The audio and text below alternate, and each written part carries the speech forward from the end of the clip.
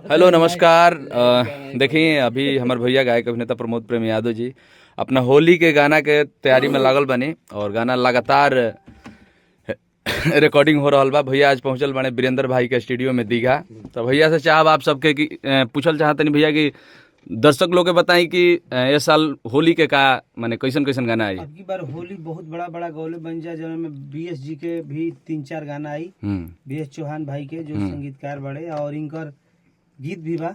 अभिषेक तिवारी के बा, विकास यादव के बा, रेया के बा। एगो गाना रिलीज भी हो गल बा भैया प्रमोद प्रेमी इंटरटेनमेंट से। बड़ा ही प्यारा गाना बा, बहुत रील बना था। अभिषेक बाबा का संगीत बहुत ही प्यारा बा और डायरेक्शन किए हैं पूरे प्रोडक्शन का काम प्रीतम चौधरी जी। प्रीतम जी भी हैं और जो सब काम वीडियो मेरा करते तो भैया के एगो गाना रिलीज हो चुकल बा भैया के ऑफिशियल चैनल प्रमोद प्रेमी इंटरटेनमेंट से। और एक से एक बढ़ के गाना आप सबके बीच होली के आई।